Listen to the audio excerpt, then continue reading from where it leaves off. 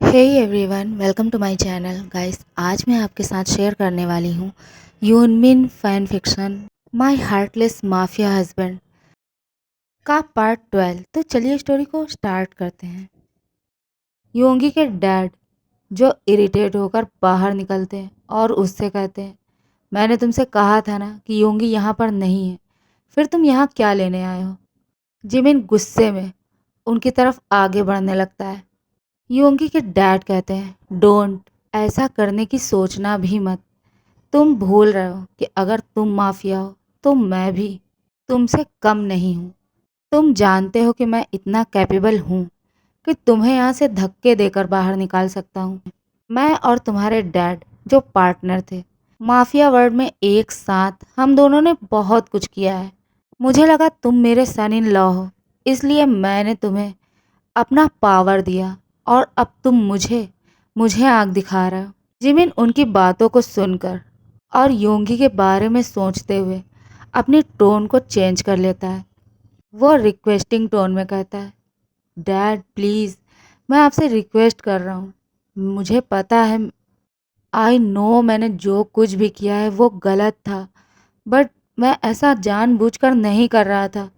आपको पता है ना, मैं उससे बहुत ज़्यादा प्यार करता हूँ। मुझे किसी ने उसके बारे में गलत इन्फॉर्मेशन दी थी, कुछ ऐसा बताया जिसे सुनकर मैं खुद पर कंट्रोल नहीं कर पाया। आई एम सॉरी, मुझे ऐसा नहीं करना चाहिए था। बट डैड प्लीज़, प्लीज़ मुझे बता दो वो कहाँ है। योंगी के डैड अपने कोल्ड टोन में कहते हैं, रीज़न कुछ भी रहा हो, बट तुम्हें उससे बात करनी चाहिए थी। तुम्हें उसे इस तरह से हर्ट नहीं करना चाहिए था। तुम भूल गए थे कि वो कौन है। वो वो मेरा बेटा है और वो अकेला नहीं है। अब तुम ये समझ पाओगे कि किसी को हर्ट करना क्या होता है। निकल जाओ यहाँ से और दोबारा अपनी शक्ल मत दिखाना और दोबारा अपना ये फेस लेकर मेरे सामने मत आना, ओके। और ये कह के वो अपने गार्ड की तरफ इशारा करता है। उसके गार्ड जो जिमिन की तरफ बढ़ते हुए कहते हैं, सर प्लीज़, आप आप चलिए हमारे साथ। जिमिन अपनी कोल्ड टोन में कहता है, तुम लोग जहाँ हो वहीं रुक जाओ। अगर एक भी स्टेप आगे बढ़ाया तो मैं तुम में से किसी को जिंदा नहीं छोड़ूंगा। गार्ड वहीं पर रुक जाते हैं। जिमिन जो मिस्टर मिन से कहता है, वो जहाँ भी है मैं उसे किसी भी हाल में ढूंढ लूँगा, और अगर मैंने उसे ढूंढ लिया फिर आप लोग उसे कभी देख नहीं पाओगे। आई प्रॉमिस, आई प्रॉमिस कि मैं उसे लेकर कहीं ऐसी जगह चला जाऊंगा जहां आप लोग उसे कभी नहीं मिल पाओगे। और ये कह के वो वहाँ से चला जाता है। योंगी के घर से निकलने के बाद जिमिन बहुत ज़्यादा एंग्री था और वो गुस्से में सीधा अपने मेंशन की तरफ जाता है। वो मेंशन पहुंचकर अपने बेसमेंट की तरफ गुस्से में जा रहा था। वो उस रूम का डोर ओपन करता है जहां काई चेयर पर बंधा हुआ पड़ा था। उस रूम में पूरी तरह से डार्कनेस फैला हुआ था। जिमिन का गार्ड जो जल्दबाजी में लाइट ऑन करता है। जिमिन देखता है काई जो अभी सेंसलेस है और चेयर पर रस्सियों से बंधा हुआ है। जिमिन गुस्से में चलकर उसके पास आता है और उसके हेयर्स को टाइटली ग्रैब करके उसे उसे नीचे की तरफ खींचते हुए कहता है, हे गेट अप, तुम सो नहीं सकते, उठो। I said get up. तुम मेरी लाइफ को हेल बना के यहाँ पीसफुली सो रहे हो, हाँ। वो ये कह के उसे ज़ोर से स्लैप कर देता है और बार बार उसे उठाने की ट्राई करता है। काई जो थोड़ी देर में सेंस में आ जाता है, वो अपने सामने जिमिन को देख के डर जाता है। उसके सामने जिमिन जो अपनी रेड आईज से उसे ही देख रहा है, जिसकी आंखों में बहुत ज़्यादा गुस्सा है। काई उसे देखकर और भी ज़्यादा डरने लगता है। वो उससे कहता है, सर प्लीज़, प्लीज़ मुझे छोड़ दीजिए। मैंने मैंने जो किया, आपने उसके लिए मुझे बहुत ज़्यादा पनिश कर दिया है ऑलरेडी। एंड आई प्रॉमिस, मैं अब इस कंट्री को छोड़कर चला जाऊंगा। मैं कभी आप लोगों के बीच नहीं आऊँगा। मैं यहाँ से बहुत दूर चला जाऊँगा। जिमिन साइको की तरह हंसते हुए कहता है, हाँ, तुम बहुत दूर जाने वाले हो। इस कंट्री से नहीं, इस वर्ल्ड से बहुत दूर जाने वाले हो। तुम्हें क्या लगता है मैं तुम्हें छोड़ दूंगा? मेरी लाइफ को हेल बनाने वाले को मैं इतनी आसानी से जाने दूंगा? तुम्हारी वजह से तुम्हारी वजह से आज योंगी मुझसे इतना ज़्यादा दूर है। मैं उसे ढूंढ नहीं पा रहा हूँ। वो कहाँ गया मुझे कुछ नहीं पता। और तुम मुझसे ये कहना चाहते हो कि मैं तुम्हें छोड़ दूँ? हाँ। और ये कह के वो अपने गार्ड की तरफ देखता है और अपने हाथ को आगे करता है। गार्ड जो उसका इशारा पाते ही एक नाइफ जो उसके हाथ में रख देता है। काई नाइफ को देख के बहुत ज़्यादा डर जाता है और वो कांपने लगता है और वो अपनी क्रैकिंग वॉइस में कहता है, प्लीज़ प्लीज़ सर, मुझे जाने दो। जिमिन कहता है, जाने दूँ? हाँ। और ये कह के वो उसके फेस पर एक कट लगाता है जिसे काई चिल्लाने लगता है। जिमिन उसे चिल्लाते हुए देखकर हंसने लगता है और इसी तरह से वो उसके बॉडी पर कई बार कट लगाता है। इवन उसकी होल बॉडी में उसने नाइफ से कट्स लगा दिए थे। काई बहुत ज़्यादा पेन में था और वो ज़ोर ज़ोर से स्क्रीमिंग कर रहा था। वो उसे जाने के लिए बोल रहा था। वो उससे बार बार रिक्वेस्ट कर रहा है कि वो उसे जाने दे, बट जिमिन जो इसके लिए रेडी नहीं था। अब वो अपने गुस्से भरी आइज से काय की तरफ देखते हुए कहता है, अपनी कोल्ड टोन में कहता है, मैं तुम्हें जाने दूँ? ठीक है, अब मैं तुम्हें जाने दूंगा। मैं इतना भी हार्टलेस नहीं हूँ जितना तुम मुझे समझ रहे हो। और ये कह के जिमिन जो उसके हेयर्स को ग्रैब कर लेता है अपने एक हाथ से, और एक हाथ में जो उसने नाइफ पकड़ी हुई थी वो उस नाइफ को बार बार काई की बॉडी पर वार करने लगता है उस नाइफ से। काई अब और भी ज़्यादा चीखने और चिल्लाने लगता है। जिमिन कहता है, हाँ, मैं बस तुम्हारी यही यही वॉइस सुनना चाहता हूँ, तुम्हारी यही तड़प देखना चाहता हूँ। मैं तुम्हें तड़पता हुआ देखना चाहता हूँ जिस तरह से मैं तड़प रहा हूँ। मैं तुम्हारी बॉडी पर कट्स लगा रहा हूँ, बट इससे ज़्यादा पेन मुझे अपनी बॉडी पर फील हो रहा है। मेरा लव, मेरा प्यार, उसने मुझे छोड़ दिया सिर्फ तुम्हारी वजह से। और ये कह के वो उस पर और भी ज़्यादा वार करने लगता है। काई जो अब मर चुका था और वो अब कुछ और नहीं बोलता है। जिमिन कहता है, चिल्लाओ, स्क्रीमिंग करो। जिमिन फिर भी उस पर कंटिन्यूसली उस पर चाकुओं से वार कर रहा था। जिमिन का पर्सनल बॉडीगार्ड जो उसके पास आता है जिमिन की ऐसी हालत को देखकर वो उससे कहता है, बॉस, वो मर चुका है, अब प्लीज़ उसे छोड़ दीजिए, वो मर चुका है।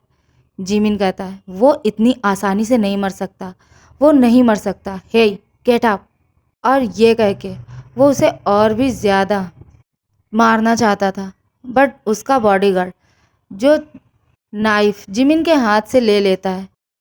जिमिन अब अपने पॉकेट से गन को निकालता है और उसमें जितने भी बुलेट थी वो उसकी बॉडी के अंदर इंसर्ट कर देता है और गुस्से में खुद भी चिल्लाने लगता है, वाई वाई योंगी वाई, तुम क्यों गए, तुम क्यों मुझे छोड़कर चले गए, मैं कैसे रहूँगा तुम्हारे बिना। और ये कह के वो वो अब फ्लोर पर बैठ जाता है और अपने हेयर्स को दोनों हाथों से ग्रैब करके उन्हें खींचने लगता है। उसका बॉडीगार्ड जो उसके पास आकर उसके शोल्डर पर हाथ रखता है और उससे कहता है, बॉस प्लीज़ संभालिए खुद को। और वो जिमिन को फ्लोर पर से उठने में हेल्प करता है। जिमिन ठीक ठाक से खड़े होने के बाद अपने गार्ड की तरफ देखता है और उससे कहता है, इस डस्ट को क्लीन करो, इस कचरे को हटाओ यहाँ से। और ये कह के वो वहाँ से चला जाता है। जिमिन अब योंगी को हर जगह ढूंढ रहा था। उसने अलग अलग कंट्रियों में इस काम में लोगों को लगा रखा था कि वो योंगी को ढूंढे। वो खुद भी योंगी को सर्च कर रहा था, बट कहीं से भी उसे योंगी का कोई पता नहीं चलता है। इसी तरह से डेज जाने लगते हैं। जिमिन योंगी को एवरी डे बहुत ज़्यादा मिस करता है और वो मन ही मन सोचता है, ऐसी कौन सी जगह है जहाँ वो चला गया है और मैं उसे ढूंढ नहीं पा रहा हूँ। वो एवरीडे उस रात को याद करता है जब वो योंगी से मिलने गया था और योंगी उसे देखकर इस तरह से डर रहा था। जिमिन एवरी डे उसे याद करके बहुत ज़्यादा रोता है। वो अब और भी ज़्यादा कोल्ड हो चुका था। 1 ईयर हो चुका था, बट योंगी का अभी भी कहीं भी कोई पता नहीं था। जिमिन 1 ईयर से योंगी को कॉन्टिन्यूसली ढूंढ रहा है। कभी कभी वो योंगी की मॉम डैड के पास जाकर उनसे रिक्वेस्ट भी करता है कि वो उसे योंगी का पता बता दें, बट उसके मॉम डैड जो अभी उसे माफ़ करने के लिए रेडी नहीं थे। आज भी वो योंगी की मॉम से मिलने आया था। वो डोरबेल प्रेस करता है। सर्वेंट जो डोर ओपन करके जिमिन को अपने सामने देखकर उससे कहती है, आप। जिमिन उसे इग्नोर करते हुए अंदर आ जाता है। योंगी की मॉम काउच पर बैठकर कुछ बुक रीड कर रही थी। वो उनके पास आकर काउच पर ही बैठ जाता है। योंगी की मॉम कहती है, तुम आज फिर यहाँ, तुम बार बार क्यों यहाँ चले आते हो? क्या तुम्हें बिल्कुल भी इंसल्टेड फील नहीं होता है? हर बार तुम्हारी इंसल्ट होती है, हर बार तुम्हें इस मेंशन से निकाला जाता है, फिर भी तुम यहाँ क्यों आ जाते हो?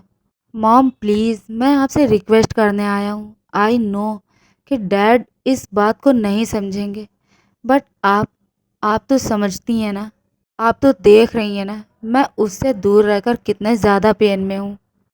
आई नो कि मैंने उसे बहुत ज़्यादा हर्ट किया है, बट मॉम आप जानती हैं इस 1 ईयर में मैं कितना ज़्यादा तड़पा हूँ उसके लिए। मैं एवरी डे उसके साथ मिलने के लिए तड़पता हूँ। प्लीज़ मॉम, क्या आप मुझे बता सकती हैं वो कहाँ है? योंगी की मॉम जो जिमिन की इस हालत को देखकर उनका हार्ट मेल्ट होने लगता है और वो मन ही मन सोचती हैं, 1 ईयर हो चुका है और इतना टाइम में भी काफ़ी है किसी को पनिश करने के लिए। आई थिंक उसे अब योंगी का एड्रेस दे देना चाहिए, वो कहाँ है, मैं भी अब उसे बता देना चाहिए।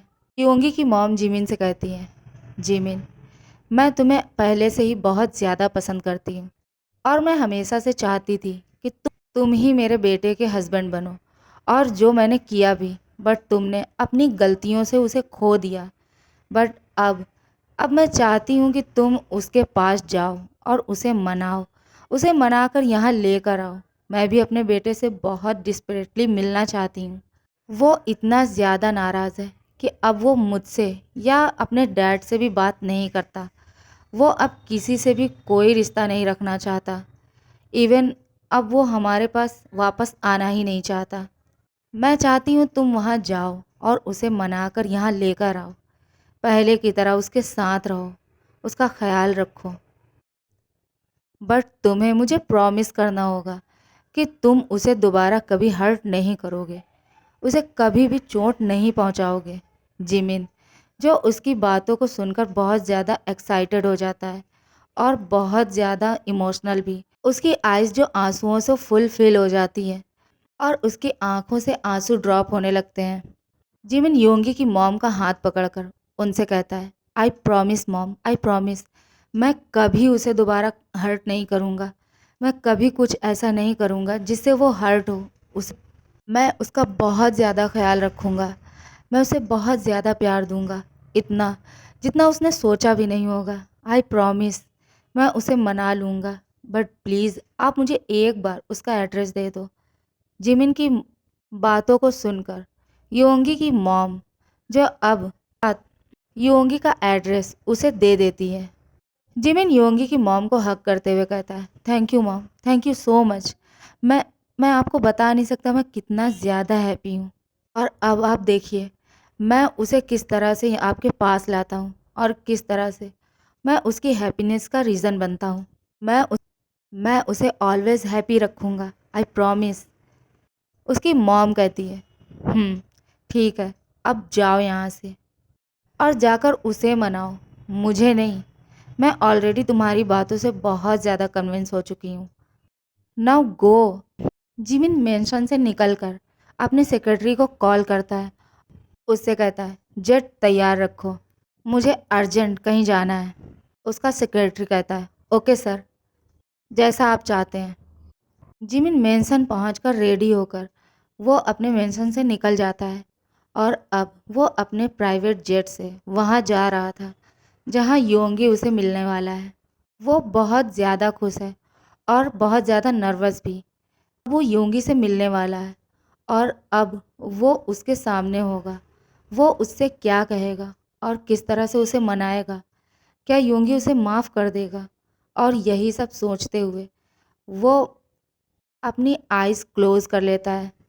ओके गाइस, आज के लिए बस इतना ही। गाइस, अगर आपको मेरी स्टोरी पसंद आती है तो प्लीज़ इसे लाइक करो, शेयर करो और प्लीज़ कमेंट करो। आप लोगों का लाइक और कमेंट मेरे लिए बहुत ज़्यादा इम्पोर्टेंट है। मुझे मोटिवेशन मिलता है। मुझे अच्छा लगता है जब आप लोग कमेंट करते हो, मेरे वीडियो को लाइक करते हो।